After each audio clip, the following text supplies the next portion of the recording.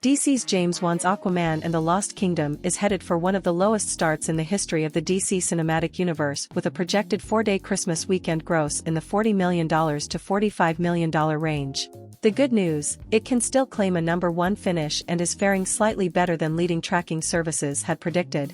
The movie earned an estimated $13.7 million Friday from 3,706 theaters, including $4.5 million in Thursday previews.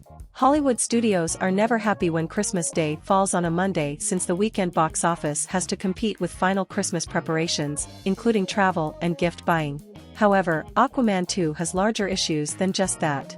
The big-budget tentpole, reteaming Wan and star Jason Momoa, has been largely rebuked by critics and only earned a B CinemaScore from audiences. The sequel, which faced a troubled road to the big screen, marks the end of an era as new DC chiefs James Gunn and Peter Safran reboot the DC universe with 2025's Superman Legacy. Momoa himself has all but said there won't be an Aquaman threequel.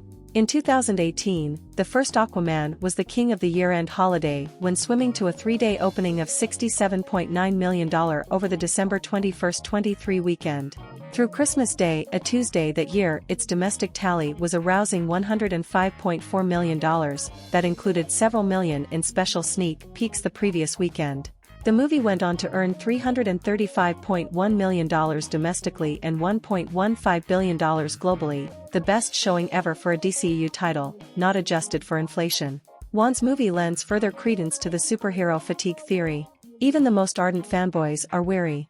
Aquaman 2 is also trailing the recent $46.1 million opening of box office debacle The Marvels, from rival Marvel Studios. A slew of other films also opened Friday. Warner's has no fewer than 3 year-end holiday event movies: Aquaman, Wonka, which opened last weekend, and The Color Purple: A Daring Feat, to boot. 2 are musicals. In yet another test of the appetite for theatrical animated fare, and especially original stories, Illumination and Universal are contributing migration to the holiday mix for families. The family pick, which earned an A CinemaScore, is expected to earn $13 million for the weekend proper from 3,761 theaters and $18 million for the 4 days, also ahead of what some tracking services had predicted. The final verdict for migration won't be rendered until New Year's weekend. There's no more lucrative stretch of the movie-going year than the week between Christmas and New Year's. Migration will come in #3 behind Aquaman and Wonka, as the Timothée Chalamet star is projected to gross a pleasing $30 million for the 4 days. Columbia/Sony's edgy romantic comedy Anyone But You is unwrapping a 4th-place finish with an estimated $9 million from 3,055 theaters for the 4 days. The Pick, starring Sydney Sweeney and Glenn Powell, earned a B+ CinemaScore. No studio likes anything other than some variation of an A grade for most movies. Females made up 67% of Friday ticket buyers, while males made up 66% of A24's Zac Efron-led wrestling family drama The Iron Claw, another title on the Christmas marquee movie.